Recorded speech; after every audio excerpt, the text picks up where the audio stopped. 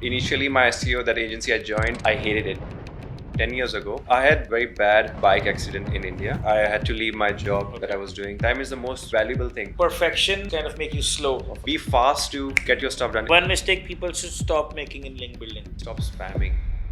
Your team is what makes or breaks your whole business. First thing that everyone told me was, don't think about saving for yourself. You'll save by saving time. SOPs is, the backbone of running well-oiled machine. Before even your article is published, you know that I will get 20 links back for this article. That Simple old school method, but still works. Still, you gotta be a smart entrepreneur instead of the best SEO. Hello everyone, my name is Gundeep Singh Grover and we are back with another great show, and today I have a very special guest with me whose name is Jabez Reuben. So Jabez, it's been an honor having you at the show. Jabez is basically from India, I must tell you, but he lives here in Chiang Mai. And so Jabez is actually founder of, I suppose, two companies. Three now. Linkvider.io, Link Building Mastery, and the Blueprints. That's our agency. So over to you, Jabez. Would you like to introduce yourself to the audience? Who you are? Can you please introduce? My name is Jabez Reuben. I'm most of the intro Gundeep already gave us. So I'm based out of Chiang Mai for past 10 years. When I came to Chiang Mai, I came here because my wife, who was my girlfriend back then, she came here first from India, and she said, come and check out this place. It's really nice. So when I came here, I loved the place and I just wanted to move here. I was nowhere into the SEO field. So when I came here, I was just looking for any job that I can get. So I was applying at call centers, restaurants, cafes, kindergarten job, all sorts of job. Anyone who can give me a job to just stay here. Oh. Eventually, I landed a job in an SEO agency.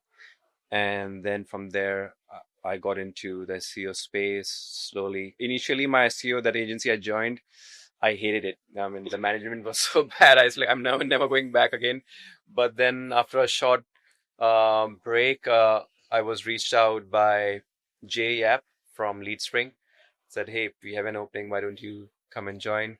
So I joined them because I knew that I'll get to learn a lot. I knew like Matt and Jay are, very disciplined operators, and my motivation was to learn from them, just the mindset that they carry. I was fortunate enough to work with them, and then eventually built my own companies from there. Wow. You came here and then you joined the environment of SEO and kind of the agency. You got the hang of it, and then you eventually kind of started it here. It's not like Yes. like many other people we know.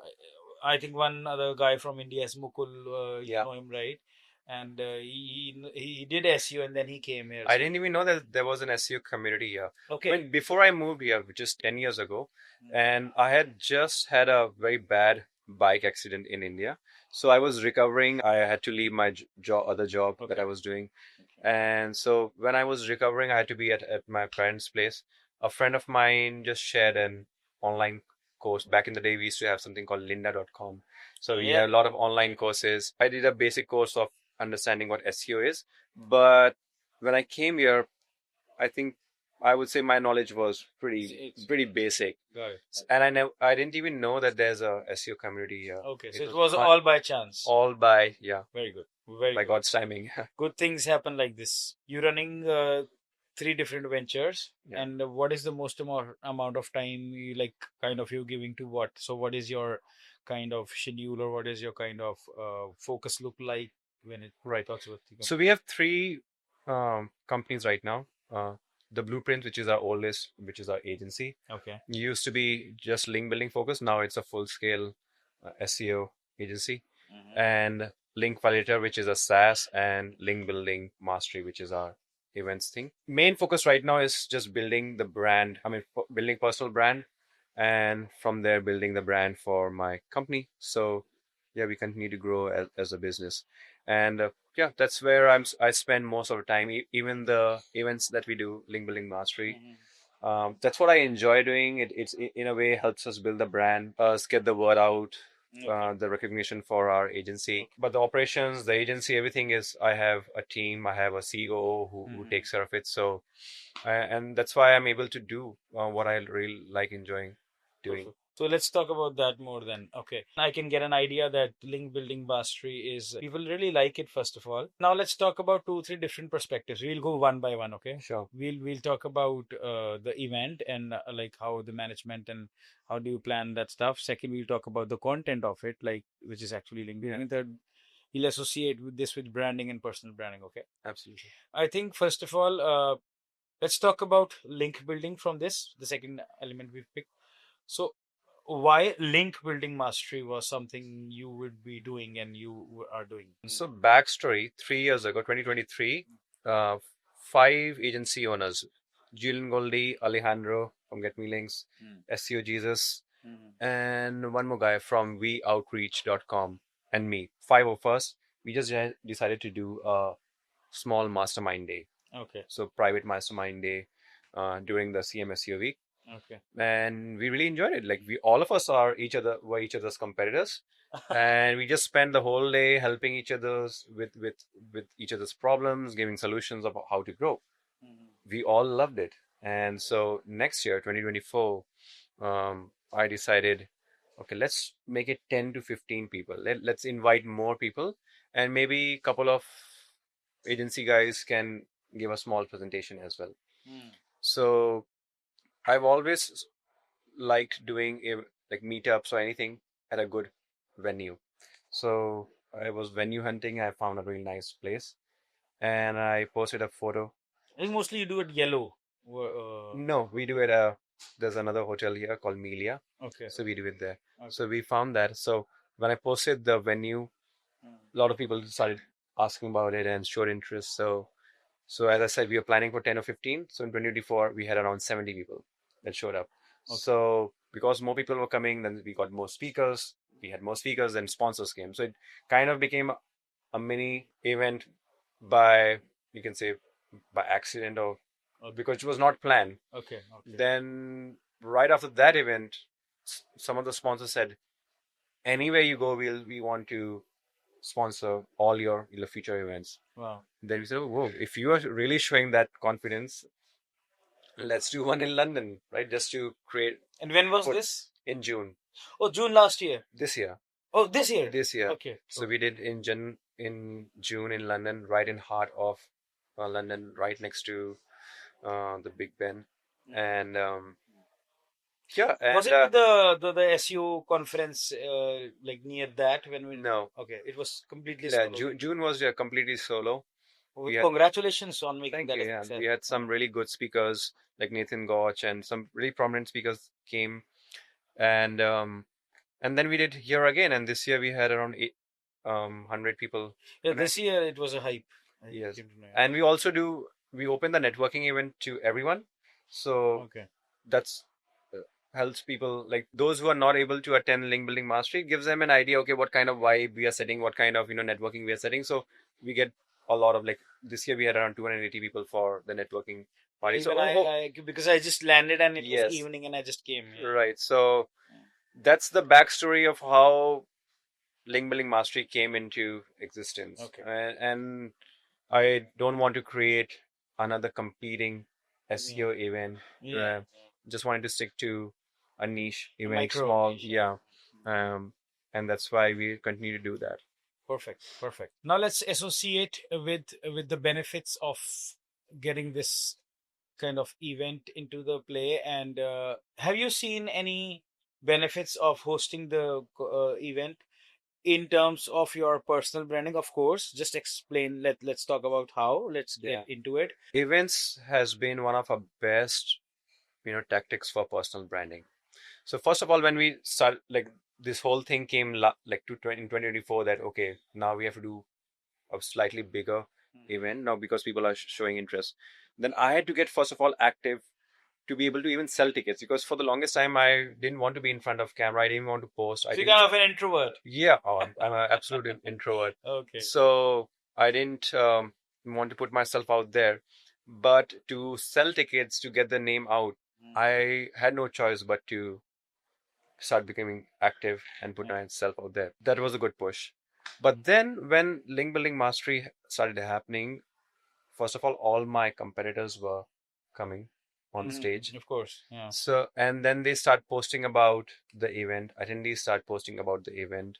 They share photographs. That really helps get the word out because we are the organizers. So you can say in a loud way, it gets the name out for the brand. Who is organizing this? Yes. Even my competitors are endorsing the event. They are saying that, okay, it was a great event. Yes. Who is organizing it? Yes. It was us. So it's a long play, but it really helps with the branding. And that's why we, even with a smaller crowd, we put a lot of focus on the quality. We don't want to compromise on even on the food, the breaks we give, lunch, everything. It has to be good quality because for at the end of it, if you want to cut corners and even you make a small mistake, that truly it reflects on your branding. Yes. So it's a great way for branding. Secondly, it's a great way for lead gen. So Okay. yeah, it's a great way of lead gen because we are in a space which is very competitive Yes. and we work with a lot of agencies. Yes. We white label for a lot of agencies.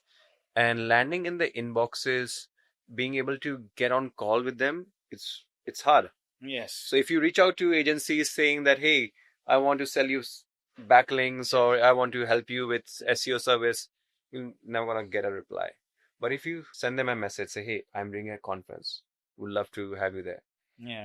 And if you structure it, and even if you follow up with the right sequence, you will get a response. Yes, you'll get a good response. So that's been one of our tactics that when we do these events, we reach out to as many agencies possible. So those who are able to come, great, because we can make connections here. We don't sell anything to them at the conference. We just want to get into their knowledge, into their circle, into their network, so that they know, okay, these guys, this is what their service is. Plus, they trust us that, okay, these guys are doing a conference as well. So they are not just yet another SEO service provider or another spammer. And then that way we are able to, build our connections with them and eventually get on calls with them. That sounds good. I think, and that's very smart way of doing it, and I think the future lies in such ways. It's not very simple just to, and even for clients, it's a very fair deal. If you a person that I want to sell you something, it's very pushy, it's very salesy, but at the same time, when you kind of offer a good knowledge nugget or maybe something which is a good proportion, I think it makes sense. It's a very fair deal, and of course you get the business, and indirectly you kind tend to level up. One question I have here is, if we technically see we are competition, we are in the same industry, you would agree to me is that rather being a lot of competition in the market, everybody has their kind of own clientele, and everybody kind of have their own like independent setups. Like, what I'm trying to say is that if you, or maybe SU Jesus or anybody is kind of a competition, it's not like there's lack of business, right? And you just said that you were helping them, you were helping each other. I think that's the best thing I have seen in international conferences and international setups, that when people meet, rather than being in the same industry, they are actually helping each other. So it's a very good environment. You can just walk into anybody and kind of you know, even in your event on Sunday night when I landed, it was very welcoming. You can just go by and talk to anyone, and you'll get a good response. Yeah. There's no cold response is what I've seen. Absolutely. That's the beauty of coming here. So okay, let's talk about leadership. So you've been working since I think 8 to 9 years, what I'm supposing. Yeah. And how much of your life or time frame has gone into like working solo? And when was the time when you thought that I need a team, I need a structure, I need a hierarchy or whatsoever? So what was that time frame shift? Solo, I didn't work for too long, maybe 6 months, something like that. And it was 2018 or probably 2019. I think 2018 CMSU mastermind, and in that mastermind, the first thing that everyone told me was that don't think about saving for yourself. You'll save by saving time, and that's how you're gonna scale. And that really got my perspective in the right place. That okay, I have to go and hire. The very next day, I hired someone, and then from there, I kept hiring. And I was giving an interview on someone else's channel recently, and they asked me what's been my best investment. Is for me, best investments are the best hires you make. Yes, everybody says that who comes on the boss first. Right. So, and that's what my focus is right now, to look for these, A players invest into them, because they are the ones who are gonna Run build the system. absolutely, so that you can get time to do these things that you love. Exactly. And so your team is what makes or breaks your whole business and your empire. And how about structurization of processes, maybe SOPs? I just want to touch that. This is my favorite bit, and not discuss this whole thing in the whole conference till now. I want to discuss this with you. Is about the SOP structured processes. You kind of do you like doing do you like building processes for your team, or maybe I how does used that to, work? not anymore. Okay. Now every department, everyone has to make an SOP. Mhm. So at every level, there are managers and sub managers under them, and even they might have other team members under them.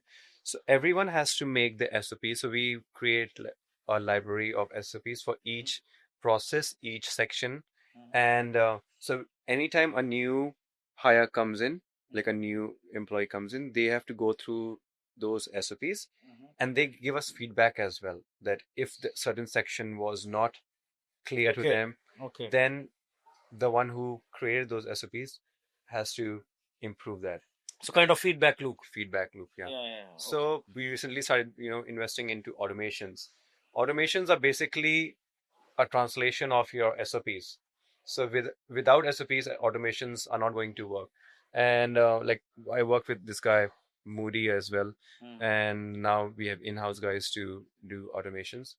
And they all, number one thing they ask, do you have SOPs in place? Because without SOPs, they can't make automations for you. Exactly. Without a process. That's the base of it. That's the base of it. Yeah. So yeah, SOPs is the backbone of running a well-oiled machine. That's how you could that's say, very yeah. well said. Alright, time for a sponsor break. This episode is proudly sponsored by Kings Digital, the marketing agency that I, your host, Gundeep Singh co-founded. At Kings Digital, we specialize into scaling businesses, optimizing growth strategies, and turning your ideas into brands that people can't stop talking about. You might be thinking self-promotion in your own podcast? Well, that's quite bold. That's because that's exactly what we do for our client. Bold strategies that bring results. So if you're a business owner or an agency wants to level up your marketing, your processes, whether it's SEO, ads, social media, performance marketing, we're building a killer brand presence for you. If you want us to audit your website or your ads campaign, just fill up the form below. We will get back to you with a full-blown SEO audit, a complete 6 to 12 months SEO roadmap tailored to your business, and a step-by-step video walkthrough breaking down exactly how to fix and scale your organic traffic. This isn't some cookie-cutter checklist. Trust me, our team spends an entire day crafting this report. Trust me, if we're good enough to sponsor ourselves, we're probably good enough to help you crush your goals. Alright, that's enough of us now. Now let's get back to the show. So let's talk about automation, business automations especially. So business automations is something which is, I think, the future of marketing, future of running operations, future of SEO, everything. You can tell me from example from your company or from your operations that till now, which is the best automation you kind of nailed it, which makes you proud. It can be an internal process, which makes you really proud that wow, this we've automated this, it saved us a lot of maybe man hours or time or money, whatever. So first of all, I always try to tell my team, myself, my CEO, everyone, that keep tracking which part of your work through the day is taking most amount of time, and what are some processes which are manual. First of all, like automation doesn't need to be that everything is on Anyten or Make or Zapier. Don't confuse automations. Yes. That you have. That's a very important thing. You don't have to make it very complex. Automations can even be as simple as that you are doing this manually, you were scraping things manually. You found a very simple, easy to use software which is now doing this automatically for you. Don't invent the wheel. Don't complicate the wheel. A recent automation that we built and which is saving us a lot of time. So it was again, in simple words, stitching up of multiple SOPs into one. So we do a lot of outreach for links, for lead gen. So you spend time collecting sites, companies, then finding emails, then sending out emails through instantly, uploading uploading those leads. First of all, verifying those emails, then uploading them on instantly, sending emails. Then when the response comes in, we have to analyze. Hmm. Okay, what's the quality of this site? Do we even want to work with them? Do we need this? So goes through a whole list of checks. Then based on the checks, gets a score. Based on the score, we do a counter negotiation first level. It's a lot of manual, work. Hmm. Now all of this is stitched into one, automation Kind of system. anything. On N10, Okay. and it's saving us so much time. Yes. Yes. And so this was a proper N10 automation. But as I said, look for, like, anyone who is trying to figure out, like, where should I start with automation? Just look for, your daily processes, and see is your team spending most amount of time. What are your manual, work hours being spent? And then first of all, see, are there any softwares that can automate this? Okay. Yeah. So I think let's if I summarize this, so it's a very good point you touched, that there's no kind of cult that you've got to build something. I think people take vibe coding quite a lot seriously Yeah. now. They're overdoing it. Yes. Like, kind of, we can do anything, so let's do everything. I think that is happening too much. The step one is just see your operations, which is taking most of your resources, Yeah. maybe, or which is the most important one, like Yeah. kind of something like that, and then kind of draw it down. And when you already have the SOPs, like what's the process in written format, Yeah. right? And then you kind of just see which tool can automate which part of it, and Yeah. maybe the whole thing. Yeah. So you don't need to invent the stuff, right? Yeah. And then you can, if there's something not available as a full solution, and then maybe you can binding them into one system was something which is, because obviously you cannot like make a new email marketing tool, of course, with vibe coding or something. So that is why what I'm saying, people kind to sometimes overdo it. But yes, best tools for best things, and then the binding and the automations is something you can.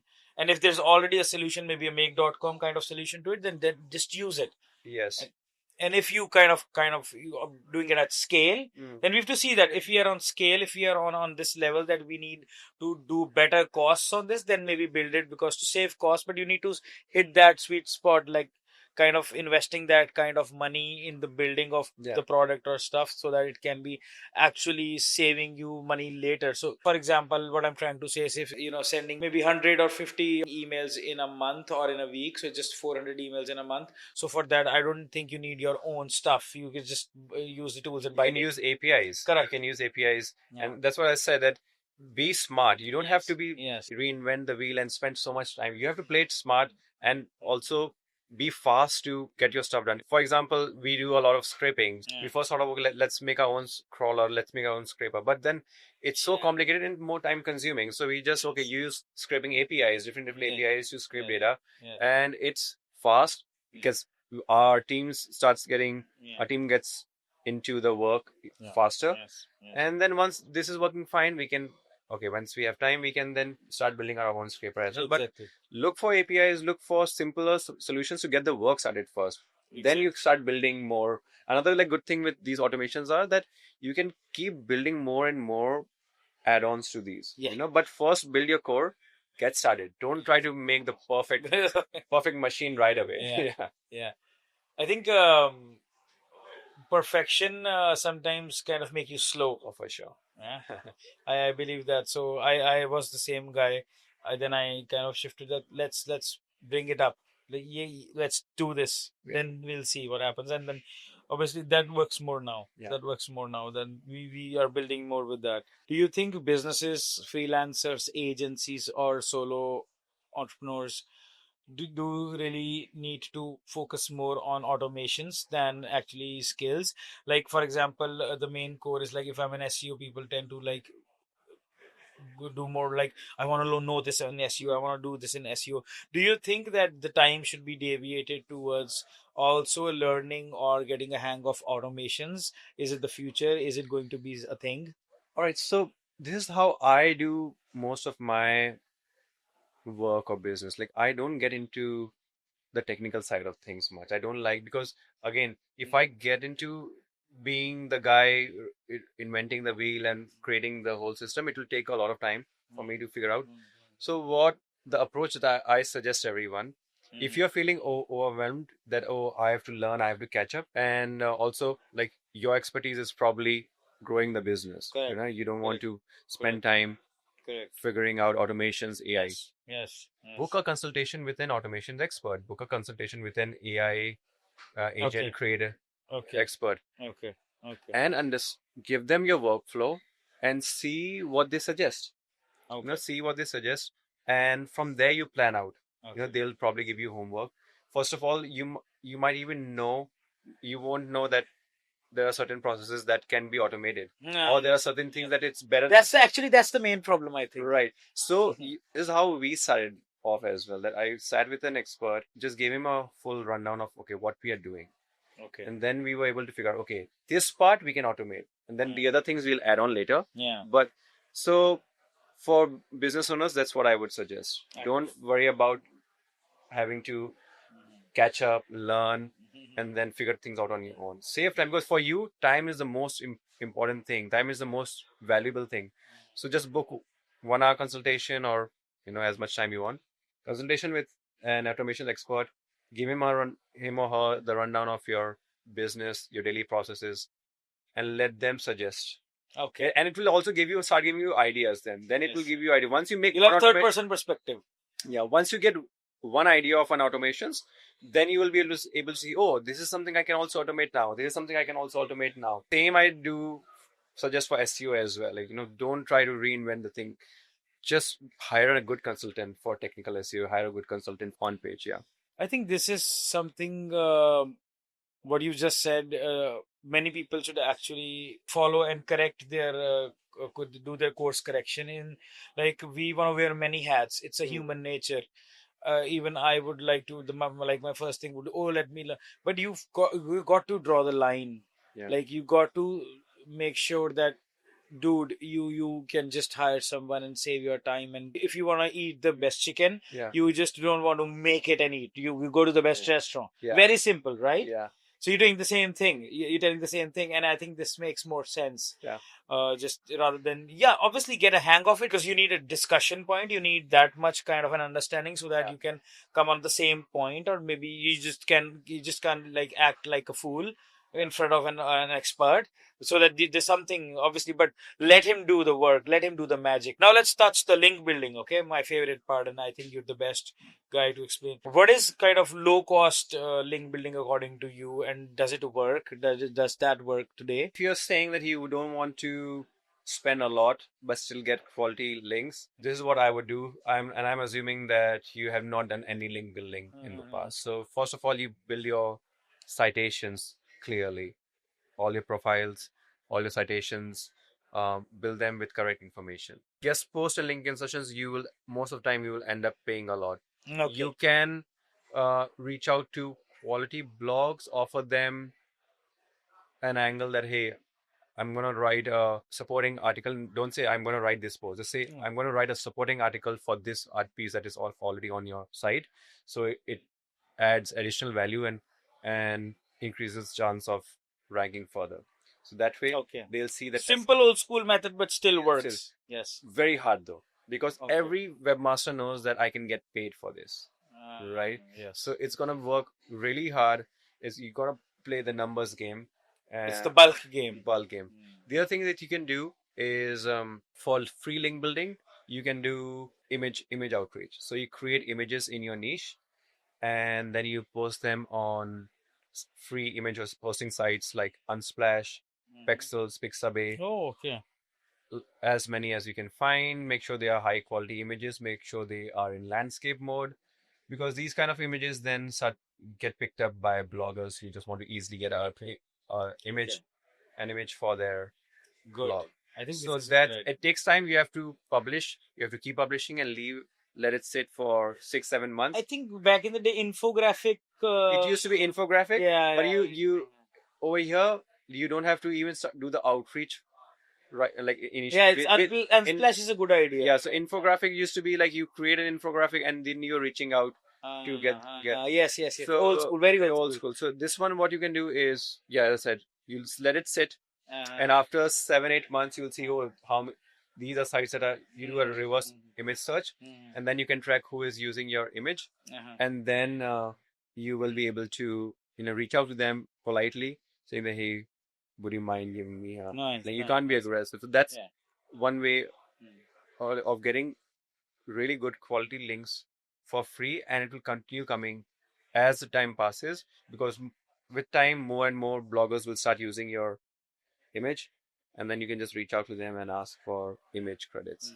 One more strategy to get free links. You must have heard of skyscraper Of course, approach. of course, of course. So I add a mix of skyscraper slash expert roundup.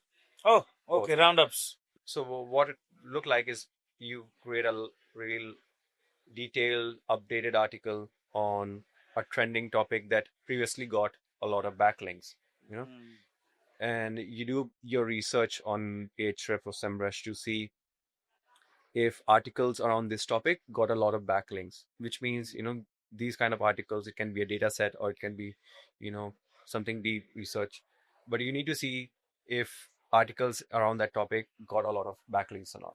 Once you see, okay, there are a lot of articles that got a ton of backlinks, you create a new, more updated article on that, and then you reach out to 10, 20, 30, as many experts around that niche. Let's say you are writing an article around the health niche, so you reach out to health experts, tell them that, hey, I'm going to publish an article, this is the topic, and I'm also taking expert comments from health experts for my article, and I would love to include your comments in it, but I would publish a link to you if you agree to publish, give me a link back once it's published. So this way, once you're reaching out to, let's say 50 experts or 100 experts, and even if 10 or 20 say, okay, I would participate in it, before even your article is published, you know that, okay, I will get 20 links back for this article. And this will be highly relevant backlinks from other experts. I have a question. Yeah. So someone told me that in link building mastery, there are people who are coming up with very creative ways. The people who are mostly speakers. Can you kind of mention a strategy which was even new to you, which was a very different way, maybe this year or from the last year, maybe from any time you've heard or seen, which was very creative? I mean, I didn't get to catch the whole session by Chris Escano, but I did go through her slides when she has submitted that. So I'm sure she has published some articles on this already, but she has a very interesting way of getting backlinks using Reddit. So you get your brand popularized on Reddit. So, and you're making your brand. It's a time consuming thing. So you make your brand very active, your product as the go-to answer. So that when journalists or other writers, when they start writing articles around a topic where your brand fits in properly, they do start seeing citations in Reddit, because now people are trusted, like even writers, bloggers, they see Reddit as a good trustworthy source. So they start picking, they start citing your products, your service, your articles from Reddit as well. So this Reddit playbook is a very interesting strategy right now, and not many people are utilizing it, and it's worth looking into, because not just for getting free backlinks, once you popularize your brand on Reddit, you also start getting leads, you start getting cited in AIO and LLMs as well. So that's something even where we want to, for our own personal brands, want to put our focus for the next 3 or 4 months to. So we were talking about Reddit, right? Yeah. Everybody in this conference, I think, is this. There was a hype on Reddit, right? Yeah. So, but it's hard to do. It's hard to farm. So people are also kind of finding ways to farm and kind of, because we are SEOs, right? Yeah. We got to exploit stuff. You cannot just go by one account and you kind of say that. Are you going to kind of build up something like the whole process in house on Reddit? And do you planning to do that? Are you not going to do it in house? Okay, Definitely, like as I said, you gotta save time. But you gotta outsource the. But you gotta do that. Yeah, we gotta do that. But you're going to do the farming stuff. Yes, right, we're gonna do that. Already consulted with a couple of guys who. I think there's a guy who's doing it here. Yeah? There's a guy called Alex Savvy. He is really good with his rate marketing. So Acha. he's already given us a lot of tips. So what I'm trying to do is um, we've hired these consultants. They give us strategy, and we train one guy to Yeah. maintain that. Yeah, that's And- what I was thinking. Yeah. Yeah. Perfect. Let's do the rapid fire and then close it. Okay, one mistake people should stop making in link building. Stop spamming and stop thinking that you can just buy links like Forbes or Cloudways like that. One must use tool for productivity. For me, I use a tool called the Llama. Okay. Basically, you just set your schedule for the day and you time it, and when you start your so every time you get with one task, you start the counter. So there's a Wow. counter running. So you're a time tracking guy. Yeah, kind of. Right, Yeah. yeah. That's good. That's good. Aware the word specially for this. One book or resource that shaped your thinking. There are many, but few that really helped with my work is I like a lot of books on the topic of negotiation. So Never Split the Difference was a great book to learn how to negotiate. And the other book that really helped was Surrounded by Idiots, that helps you understand personality types. So it really eventually helps you manage people and team better. Perfect. Any piece of advice you would like to give to the audience for 2026 and beyond? First of all, don't be scared of putting yourself out there. Uh-huh. I think that was one thing that I regret doing, that I took so much time to put myself out there. Don't wait for the perfect plan. Don't spend too much time getting the perfect system in place. You got to be a smart entrepreneur instead of the best SEO. That's a very nice thing you just said. You got to be smart entrepreneur rather than the best SEO, right? Yeah. Oh, that's a very good closing line. I think that's the best closing line we've got in the whole conference. Very good. Very good. Very good. Thank you so much. Thank you so much. It was amazing having you. Thanks for having me. Perfect. Thank you. Thank you for sticking till the end of the conversation with us. We hope you found as much value as we did while creating it. If you enjoyed the podcast and want us to bring more such influential guests, then please don't forget to subscribe and hit the like button. Honestly, each like and subscribe help us keep going. It keeps us motivated to make such content which is filled with insights and valuable knowledge for you. We'd love to hear from you in the comments. Anything you would like to tell us about the podcast? Whom do you want to see in the next podcast? And what kind of questions do you want to ask? And hey, just don't keep the conversation with yourself. Share this podcast with at least one person, can be a friend, colleague, or a family member, or anyone you think can benefit from learning something valuable or getting a fresh perspective. After all, one conversation, one perspective can truly change someone's life. And thank you for tuning in. We'll see you in the next episode of the Business Playbook by Gundeep.